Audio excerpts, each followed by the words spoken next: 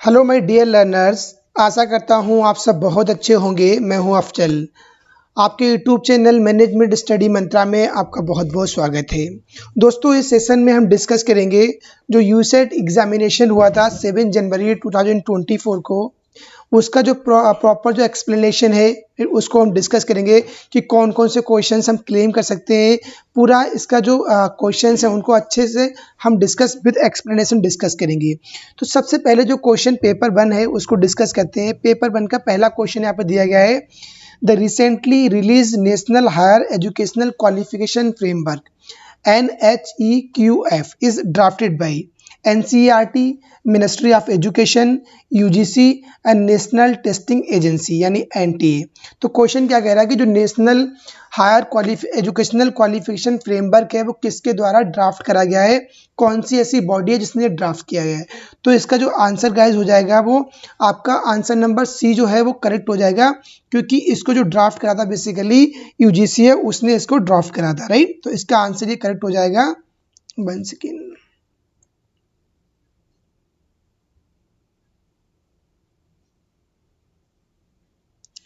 तो इसका आंसर जो यहाँ पे हो जाएगा वो आपका करेक्ट हो जाएगा यूजीसी। सेकेंड क्वेश्चन यहाँ पे, लर्निंग ऑब्जेक्टिव्स मींस, लर्निंग के जो ऑब्जेक्टिव्स होते हैं उनका बेसिकली मीनिंग क्या होता है। तो intended learning outcomes, outcome of teaching, agenda of instructions या पासिंग ऑफ एग्जामिनेशन। तो बेसिकली जो लर्निंग का जो ऑब्जेक्टिव्स होता है उसका जो सही आप आंसर जाएगा, जो आंसर ए है वो करेक्ट हो जाएगा। बेसिकली एक लर्निंग ऑब्जेक्टिव्स का मीनिंग ये होता है कि जो आपका और लर्निंग है वो आपकी आउटकम बेस्ड होना चाहिए, उसका जो इंटेंट होना चाहिए बेसिकली वो एक आउटकम बेस्ड होना चाहिए। अब नेक्स्ट क्वेश्चन देखते हैं। क्वेश्चन थर्ड जो है वो स्टेटमेंट वाइज दिया गया है। यहाँ पे स्टेटमेंट, फर्स्ट स्टेटमेंट क्या कहता है, exclusive education promotes main streams of differently abled learners. Second statement कहता है we must not have special education institutions to promote main streams of differently abled learners. तो इसका जो बेसिकली आंसर क्या है, जो आपका आंसर डी है वो एकदम बिल्कुल करेक्ट है, क्योंकि जो पहला आपका स्टेटमेंट है बेसिकली कि जो इंक्लूसिव एजुकेशन जो होती है बेसिकली किसको प्रमोट करती है, जो एबल्ड लर्नर्स हैं, डिफरेंटली एबल्ड लर्नर्स हैं, उनकी जो मेन स्ट्रीम है उसको प्रमोट करती है। जबकि जो सेकंड स्टेटमेंट है वो रॉन्ग स्टेटमेंट है, इसलिए जो इसका आंसर हो जाएगा बेसिकली आंसर डी करेक्ट हो जाएगा। अब जो नेक्स्ट क्वेश्चन है यहाँ पे, विच one of the following is the criterion of good research. एक अच्छी रिसर्च के कौन कौन से क्राइटेरिया हो सकते हैं, कौन कौन से क्राइटेरिया हैं, इसके बारे में क्वेश्चन पूछा गया है। तो पहला स्टेटमेंट कहता है यहाँ पे, research is based on observable experience, research is not to arrive at an answer, कोई आंसर पर रिसर्च नहीं पहुंचती है, right. And research is a systematic and critical investigation into a phenomenon and all the assumptions for the study should be expressively mentioned। इसमें चार जो यहाँ पे ऑप्शन दिए, कौन सा एक सही क्राइटेरिया है अच्छी रिसर्च के लिए। तो जो इसका आंसर मेरे अकॉर्डिंग होना चाहिए वो इसका सी होना चाहिए, क्योंकि जो रिसर्च आप कितना भी अब जब देखोगे तो रिसर्च बेसिकली एक सिस्टमेटिक होती है और क्रिटिकल इन्वेस्टिगेशन होता है इनटू एनी फिनोमिनम। कोई भी जो फिनोमिनम है उसकी जो क्रिटिकल इन्वेस्टिगेशन और सिस्टमेटिक ही और रिसर्च कहलाती है। जबकि जो इसका बी जो ऑप्शन दिया गया, research is not to arrive at answer, ये तो आपका बिल्कुल ही रॉन्ग आंसर है, राइट। तो इन्होंने क्या इनके अकॉर्डिंग जो इन्होंने प्रोविजनल आंसर की रिलीज की गई, इस क्वेश्चन का जो आंसर इन्होंने मार्क करा है वो डी आंसर मार्क करा है। तो ये क्वेश्चन आप गाइस आप चैलेंज कर सकते हैं। अगर आप चैलेंज करोगे तो डेफिनेटली इसका जो आंसर है वो चेंज हो जाएगा, क्योंकि इसका जो आंसर है बेसिकली जो थर्ड सी ऑप्शन करेक्ट है। क्योंकि इसको आप कहीं भी सोर्स आप लेंगे, कहीं आप सर्च करेंगे, जितनी भी जो ऑथेंटिकेट बुक्स हैं, सोर्सेज है, वहाँ आप देखेंगे तो वहाँ पे यही मीनिंग दिया गया है कि research is a systematic and critical investigation into a phenomenon. तो गाइज इसको आप चैलेंज करिए, डेफिनेटली इसमें इसके आपको नंबर्स मिलेंगे, ये इसका जो आंसर है वो चेंज हो जाएगा। अब नेक्स्ट क्वेश्चन देखते हैं। नेक्स्ट क्वेश्चन जो है basically yes, question number 5, which one is the objectives of research problem. एक जो रिसर्च प्रॉब्लम है बेसिकली उसके ऑब्जेक्टिव्स क्या हैं, must be highly focused and feasible, right, not presented briefly, address the less immediate project outcome, या none of the above. इनमें कौन सा? तो इसका जो आंसर ए है वो बिल्कुल करेक्ट है, क्योंकि जो एक रिसर्च प्रॉब्लम होती है उसका बेसिकली ऑब्जेक्टिव क्या होता है कि वो एक हाईली फोकस्ड होना चाहिए और बहुत ही फिजिबल होना चाहिए। तो ये रिसर्च प्रॉब्लम का एक बेसिकली ऑब्जेक्टिव होता है। तो इसका जो आंसर है वो ए आंसर करेक्ट है, राइट।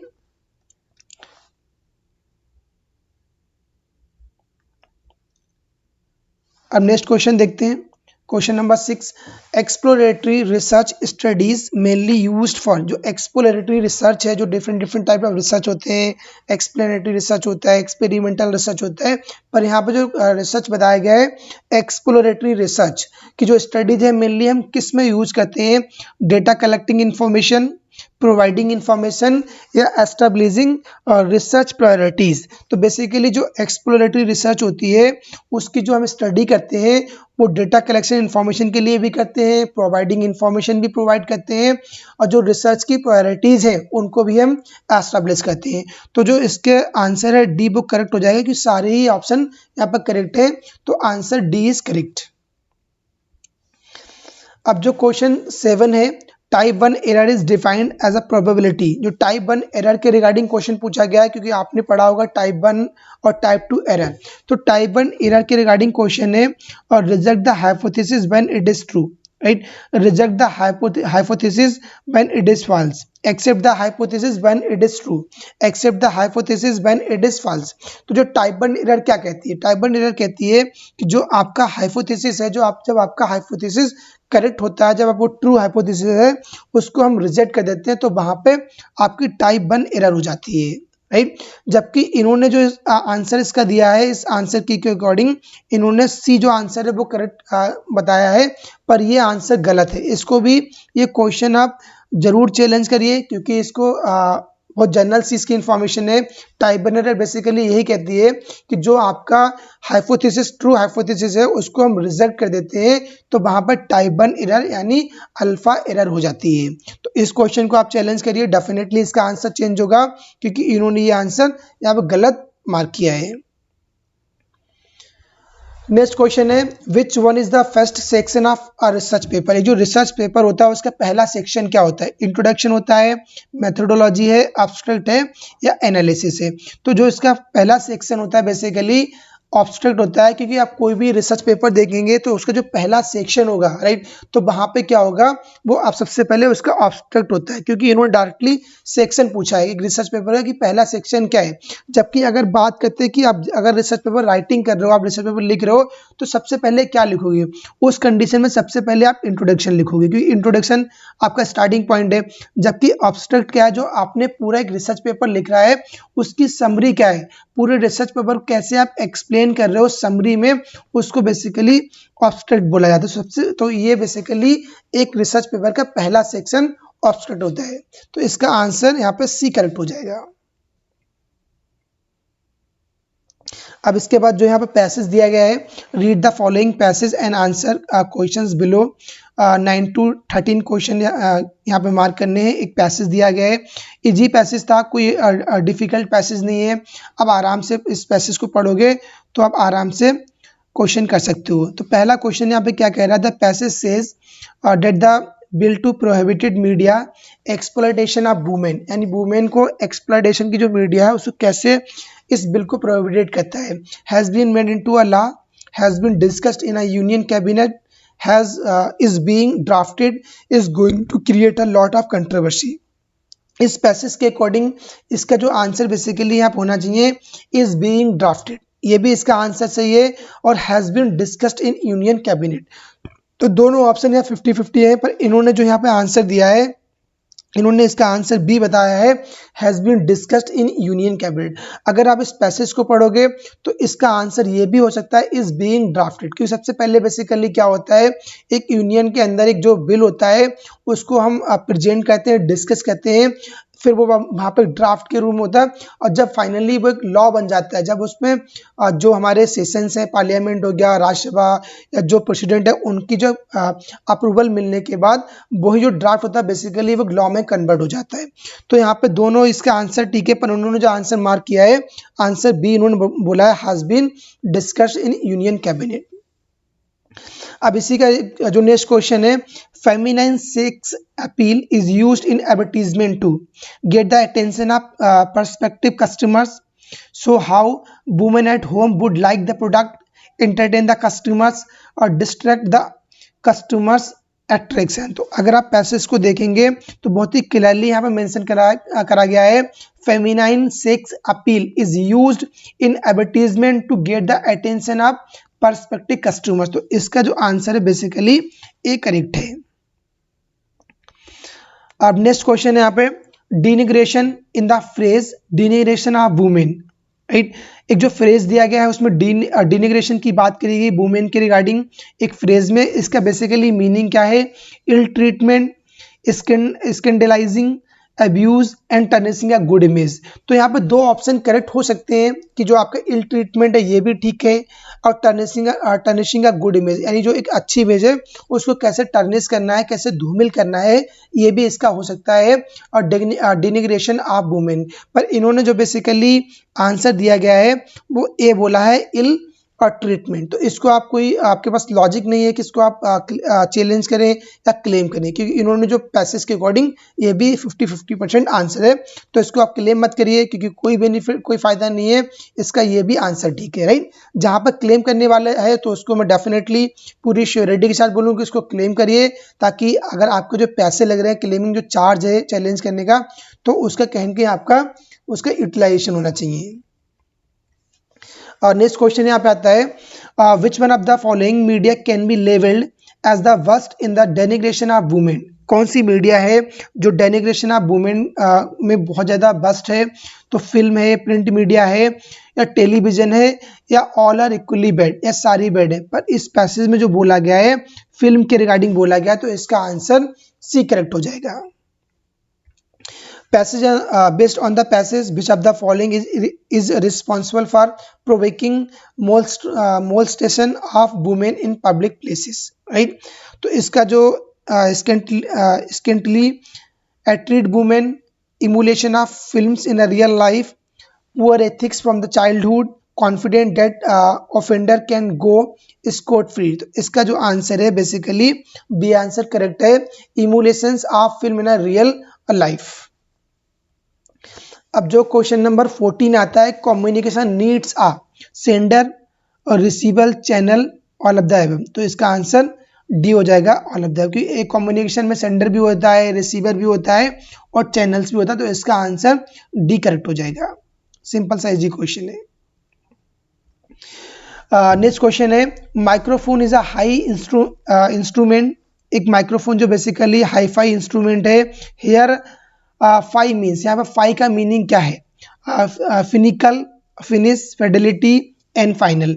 तो जो हाई फाई इंस्ट्रूमेंट है फोन, तो यहाँ पे जो फाई का मीनिंग हुआ बेसिकली वो फिडेलिटी है, इसकी जो फुल फॉर्म होती है fidelity, right. Fi is fidelity. Next question है, in which year UGC started educational programme on TV. कौन सी ईयर में जो यूजीसी है उसने एक एजुकेशनल प्रोग्राम को स्टार्ट किया था ऑन टेलीविजन, राइट। आपका 1981, 82, 83, 84। तो 1984 में फर्स्ट टाइम यूजीसी ने सबसे पहले एजुकेशनल जो प्रोग्राम्स थे वो स्टार्ट किए थे ऑन टीवी। कब किए थे, डायरेक्टली क्वेश्चन है, बिल्कुल फैक्चुअल क्वेश्चन है, 1984 में सबसे पहले स्टार्ट किए थे। नेक्स्ट क्वेश्चन है यहाँ पे, teacher's communication will be more effective if he prepare a good number of instructional aids. He starts from what students already know. The teacher is a master in his subject. He discusses previous year question papers. तो इसका जो answer हो जाएगा, answer A correct हो जाएगा। He prepares a good number of instructional aids। जब एक teacher की जो कम्युनिकेशन होती है बहुत ज़्यादा इफेक्टिव कब होती है कि वो जो टीचिंग कर रहा है वहाँ पे बहुत ही इंस्ट्रक्शनल एड्स को भी यूज़ कर रहा है एन नंबर ऑफ, तो उसकी जो टीचिंग मेथोडोलॉजी है बहुत ज़्यादा इफेक्टिव हो जाएगी। Next question, communication will be effective if it is delivered using appropriate media, delivered slowly and clearly, or received immediately, or receives as intended by the sender। ये question confusion है, doubt है इस question पे। इस question को भी आप challenge कर सकते हैं, क्योंकि इनके अकॉर्डिंग जो इन्होंने इसका आंसर दिया है रिसीव्ड इमीडिएटली, राइट। अगर आप 7 C's ऑफ कम्युनिकेशन देखेंगे या 4 P's ऑफ कम्युनिकेशन देखेंगे, राइट, तो उसमें कहीं भी ऐसा नहीं बताया गया है कि जो आपका कम्युनिकेशन है जब इफेक्टिव होगा, जब आपका जो मैसेज है वो इमीडिएटली रिसीव हो, तो आपका कम्युनिकेशन इफेक्टिव होगा। ऐसा कहीं 7 C's ऑफ कम्युनिकेशन या 4 P's ऑफ कम्युनिकेशन कहीं ऐसे बात नहीं हुआ, राइट। इसका जो मेरे अकॉर्डिंग आंसर होना चाहिए, जो मैंने सर्च किया है, तो यहाँ पर received as intended by the senders, right. अगर आपका जो कम्युनिकेशन इफेक्टिव कब होगा कि एक सेंडर के जो जो इसकी इंटेंशन है उसके द्वारा अगर रिसीव्ड हुआ है, तो ये कम्युनिकेशन आपका इफेक्टिव होगा। तो इसका जो मेरे अकॉर्डिंग क्वेश्चन जो इसका आंसर होना चाहिए वो आंसर डी इज करेक्ट। इसको भी आप क्लेम कर सकते हैं। ये आपका रीजनिंग बेस्ड क्वेश्चन है, सिंपल क्वेश्चनिंग। इसके अगर आप इसको कैलकुलेट करेंगे तो इसका जो आंसर निकल के आएगा 49 आएगा। एक रीजनिंग बेस्ड क्वेश्चन है ये। फिर यहाँ पे find the missing characters from above the giving alternatives. इसको आप जब इस सर्किल को देखेंगे, आप जो भी रीजनिंग है आराम से मैच कर सकते हैं। तो 2 × 6 और 8 का स्क्वायर कर दिया, 6 × 9 का स्क्वायर कर दिया, 5 8 13 का स्क्वायर 169, ऐसी 8 × 2 8 × 3 24 का स्क्वायर करेंगे, 11 का स्क्वायर आपका इसका आंसर सी करेक्ट हो जाएगा 121। 121 होगा, इससे करेक्ट हो जाएगा। स्क्वायर यहाँ पूछा गया है, दोनों को आप प्लस करिए, प्लस करने के बाद उनको स्क्वायर कर दीजिए। इस सीरीज को आप नंबर सीरीज है, आप डायरेक्टली इसको देख सकते हैं, DEF, एफ आ जाएगा और फिर KH एक छोड़ दिया, डायरेक्टली इसका आंसर सी हो जाएगा यहाँ पर, राइट। ऐसे कलकत्ता इज कोडेड, इस फॉर्म में कलकत्ता को लिखा गया है, then Banarasi will be coded. अगर कलकत्ता को इस फॉर्म में लिखा जाता है तो बनारसी जो है उसको कैसे कोड करेंगे, अगर आप इसको लिखेंगे तो इसका आंसर ए निकल के आ जाएगा, राइट। ये भी आपका रीजनिंग क्वेश्चन है जो 23, इसका जो आंसर है वो डी करेक्ट हो जाएगा। जो देख रहे हैं 23, जो इसका आंसर है वो डी, क्योंकि रीजनिंग है, इसको एक बार आप सॉल्व करेंगे तो डी आ जाएगा। इसको भी आप सॉल्व कर सकते हैं, क्योंकि आपका ये रीजनिंग और मैथमेटिक्स बेस्ड क्वेश्चन है। What percentage of 246 × 50 is 4931। इसका जो आंसर निकल के आएगा, आंसर इसका ए हो जाएगा 20। फिर नीचे यहाँ पे DI दिया गया है, बहुत ही सिंपल DI पूछा गया है। यहाँ पे पोस्ट ग्रेजुएट दिए गए हैं और आपके ग्रेजुएट एडमिशन्स हैं, टोटल कितने हुए हैं और यहाँ पे टोटल एडमिशन्स कितने हैं, राइट। आपके पोस्ट ग्रेजुएट और ग्रेजुएट एडमिशन के बारे में डेटा दिया गया है, तो आपको यहाँ पे करना है। बहुत ही सिंपल क्वेश्चन है। पहला क्या कहता है, what is the difference in admission in graduate and post graduate courses in college A college में जो है यहाँ पे ए, इनके दोनों ग्रेजुएट एंड पोस्ट ग्रेजुएट में जो डिफरेंस है वहाँ बताना है, तो इसका आंसर ए निकल के आ जाएगा 1400, राइट। ऐसे यहाँ पे जो नेक्स्ट क्वेश्चन है, what are the total admissions in college b for both graduate and post graduate. अगर आप जो कॉलेज बी है उसमें जो कितने ग्रेजुएट हैं और कितने पोस्ट ग्रेजुएट कोर्सेज हैं उनमें कितने एडमिशंस हुए हैं, आप उसको निकालेंगे। दोनों को जब आप प्लस करेंगे तो आपको 9600 इसका आंसर निकल के आ जाएगा, राइट। नेक्स्ट क्वेश्चन है, what is the differences in post graduate admissions and graduate admission in case of D. अब इन्होंने डी के बारे में पूछा है, वहाँ पे बी के बारे में, जब डी के बारे में निकालोगे आप तो 1600 निकल के आ जाएगा, राइट। इसको कैलकुलेट करेंगे, निकल के आ जाएगा। नेक्स्ट DI क्वेश्चन है, what is the difference between highest admission in graduate and the highest admission in post graduate course in any combination of college. यानी दोनों को आप कॉलेज को जब आप लेंगे किसी भी कॉलेज को, तो सबसे ज़्यादा डिफरेंस कहाँ निकल के आता है, आपके ग्रेजुएट और आपके जो पोस्ट ग्रेजुएट कोर्सेज हैं वहाँ पे कहाँ पे डिफरेंस निकल के आएगा। तो इसको जब कैलकुलेट करेंगे तो इसका आंसर निकल के आएगा, आंसर सी करेक्ट हो जाएगा 1600, इसका डिफरेंस निकल के आएगा। फिर नेक्स्ट क्वेश्चन है what is the difference between the total admissions graduate and post graduate in college D and college E.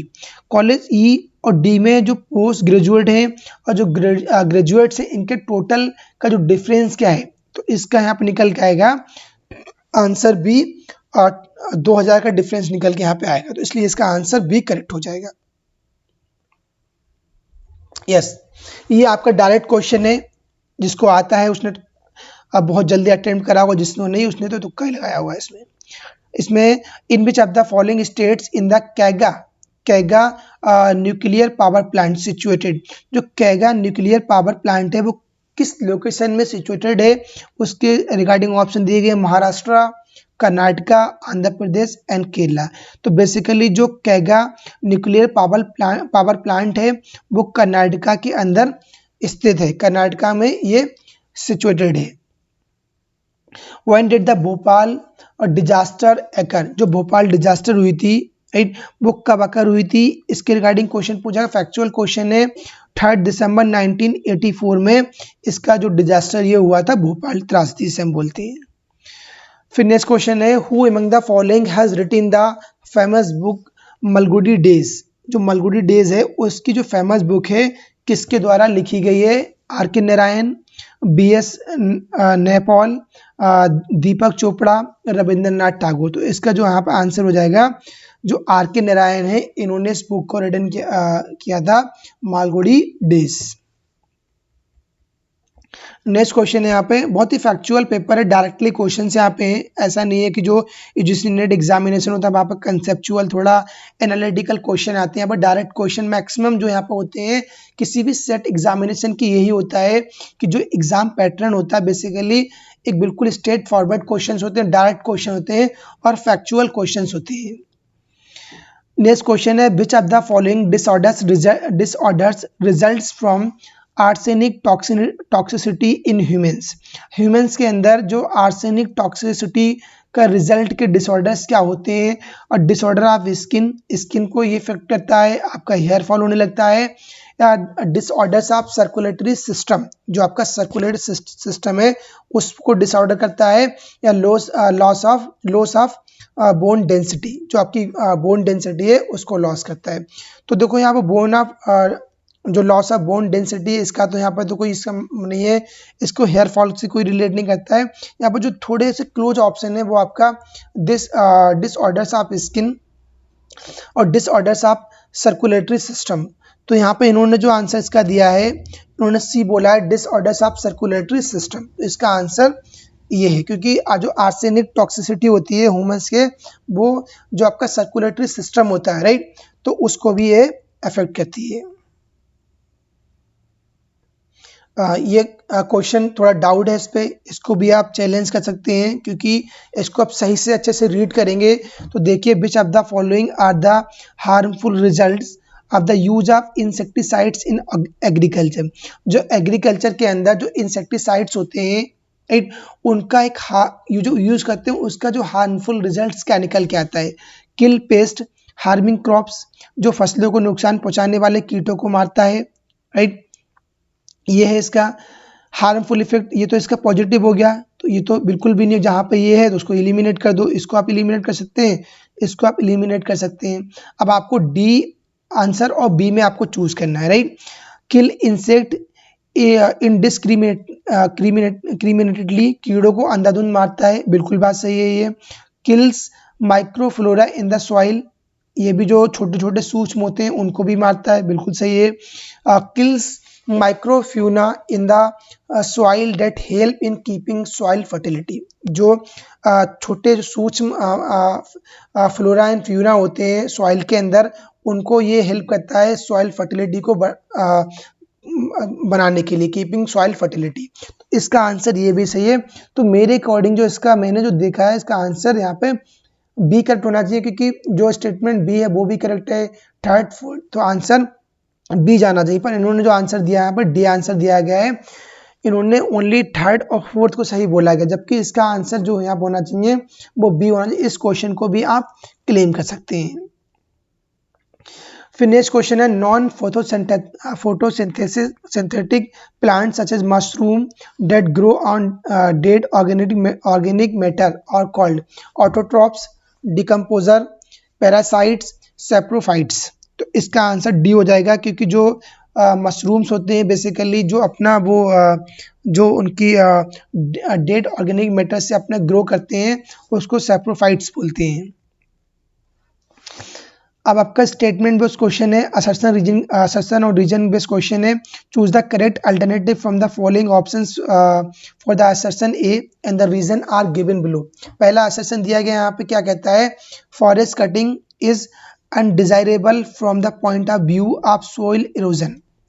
Reason क्या कहता है, cutting of forest reduce the interception of rain water. तो इसका जो क्या है यहाँ पे जो रीजन जो असर्शन है वो भी करेक्ट है और जो रीजन है वो भी करेक्ट है, और जो असर्शन को रीजन बेसिकली सही से एक्सप्लेन भी कर रहा है। तो इसका आंसर जो है वो आपका ए करेक्ट हो जाएगा।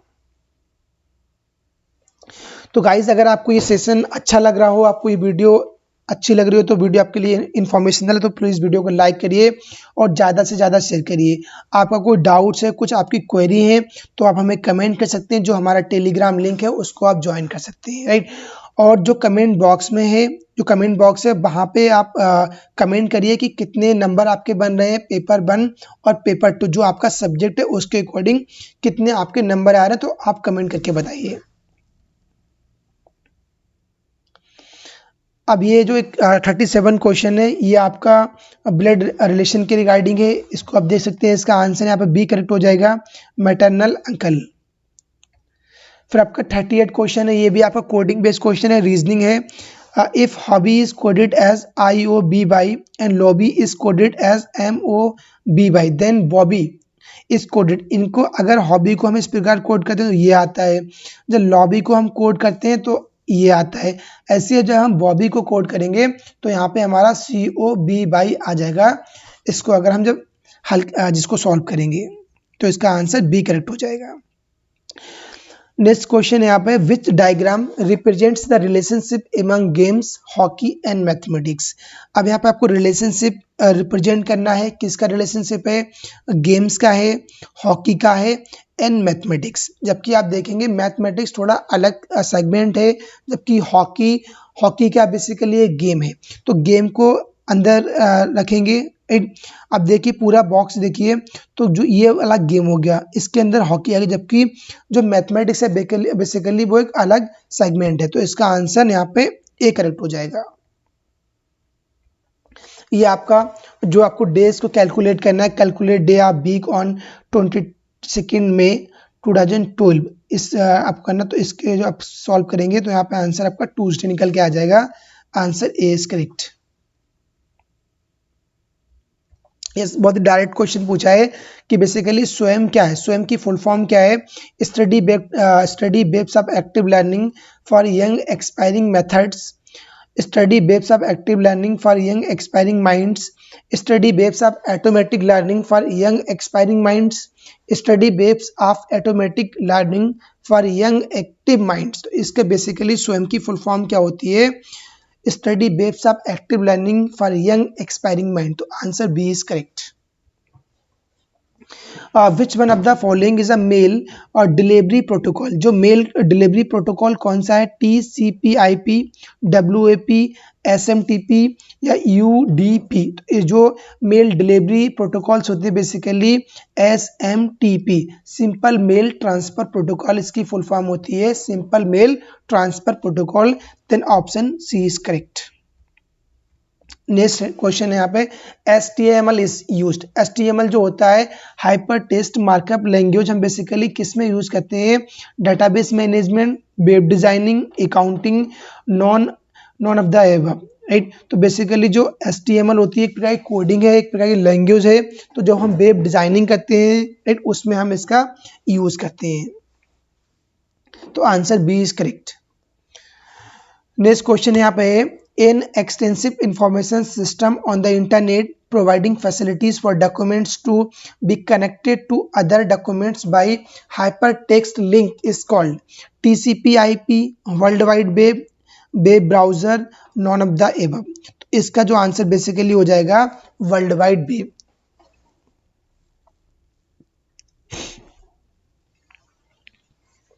नेक्स्ट क्वेश्चन यहाँ पे आ रहा है, the internet bugs because every computer connected to its uses the same set of rules and procedure to control timing and data, these rules are called, right. तो इनको basically क्या बोलते हैं, देखो जो सेट ऑफ रूल्स यहाँ पे आते हैं, प्रोसीजर्स आते हैं to control timing and data, तो इसको बेसिकली टीसीपी आईपी बोला जाता है, ट्रांसफर कंट्रोल प्रोटोकॉल या इंटरनेट प्रोटोकॉल बोला जाता है।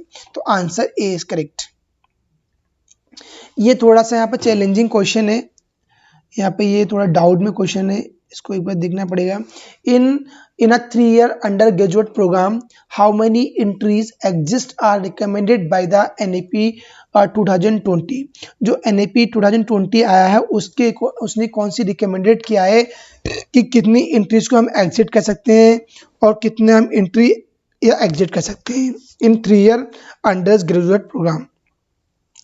तो इसका जो आंसर बेसिकली यहाँ होना चाहिए, आंसर इन्होंने जो मार्क करा बेसिकली इन्होंने 2 बोला है, जबकि इसका अगर आप देखेंगे तो इसका answer B 4 entries and 4 exit यहाँ पर रिकमेंडेड करा गया है। तो आंसर बी इज करेक्ट होना चाहिए, पर इन्होंने आंसर ए दिया है यहाँ पे। ये बहुत अच्छा क्वेश्चन है। Next question, as per the guidelines by the UGC in academic integrity and plagiarism the percentage of content similarity allowed in. एक जो प्लेजरिज्म होती है उसमें कितने परसेंट जो कंटेंट होते हैं उसकी जो सिमिलरिटी है उसको सिमिलर कंटेंट है अलाउ करता है 10%, 20% या 25% या 40%।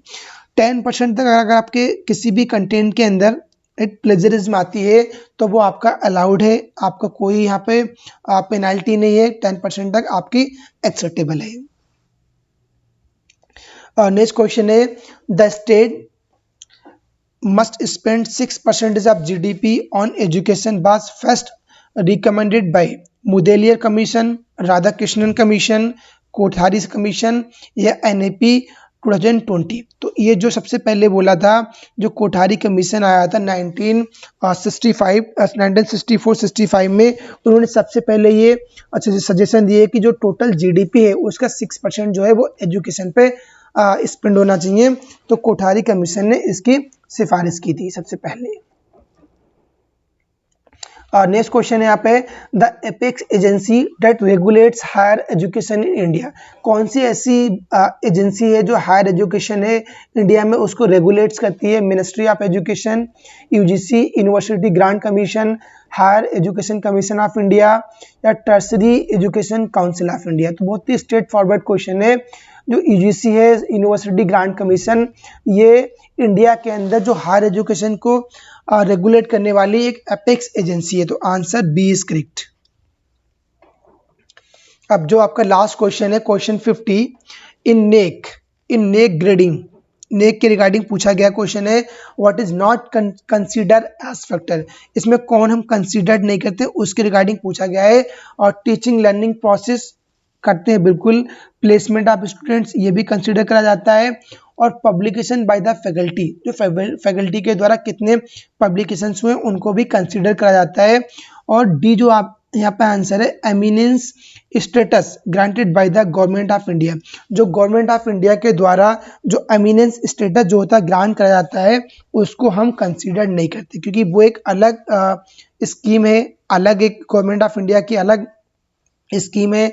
जो कॉलेजेस हैं, जो यूनिवर्सिटी है, उनको एक अलग स्टेटस प्रोवाइड होता है, एमिनेंस स्टेटस। तो वो जब नेक की ग्रेडिंग करते हैं तो बेसिकली उसको हम कंसीडर नहीं करते। तो इसका आंसर यहाँ पर डी करेक्ट हो जाएगा। तो गाइस यहाँ पे लगभग 4 से 5 ऐसे क्वेश्चंस हैं जो आप चैलेंज करिए, डेफिनेटली चैलेंज करेंगे तो जो उनके आंसर है वो चेंज हो जाएंगे। आप लोग मिलके करिए, क्योंकि कम से कम 5 क्वेश्चन ऐसे हैं जो आराम से आप चैलेंज कर सकते हो। 5 क्वेश्चंस का बहुत बड़ा वेटेज है, आपका 10 नंबर का वेटेज है पेपर 1 के अंदर गाइस, राइट। तो गाइस अगर आपको ये वीडियो अच्छी लगी हो, अगर आपको सेशन अच्छा लगा तो सेशन को लाइक करिए और ज़्यादा से ज़्यादा शेयर करिए, राइट। और अगर कोई आपकी डाउट्स है, कुछ आपकी क्वेरी है, तो जो हमारा टेलीग्राम लिंक है मैनेजमेंट स्टडी मंत्रा, उसको आप ज्वाइन कर सकते हैं। और कोई आपके डाउट्स है तो आप हमें कमेंट भी कर सकते हैं। और कमेंट बॉक्स में जो आपका स्कोर बन रहा है, जो आपने अपने आंसर की मैच किया है, कितना स्कोर आपका आ रहा है पेपर 1 और पेपर 2 में, आप यहाँ कमेंट करके बताइए, ताकि हमको ये पता लग सके, राइट, कि एक जो इसकी कितना इसका स्कोर जाएगा, कितने पे सिलेक्शन आपका होगा, तो वहाँ से थोड़ी क्लैरिटी निकल के आएगी। और होपफुली बहुत जल्दी आपका रिजल्ट भी आने वाला है, क्योंकि बहुत ही टाइमली इन्होंने प्रोसेस किया है। आपको 7 को आपका एग्जाम हुआ था और उन्होंने विद इन 1 वीक के अंदर इन्होंने आंसर की भी रिलीज कर दी। तो हो सकता हो इसी मंथ के अंदर मोस्ट प्रोबेबली आपका जो रिजल्ट है वो भी आपका डिलीवर्ड, आपका रिजल्ट भी आ जाएगा, राइट। तो गाइज चलते हैं, मिलते हैं नेक्स्ट वीडियो में। Thank you, have a nice day.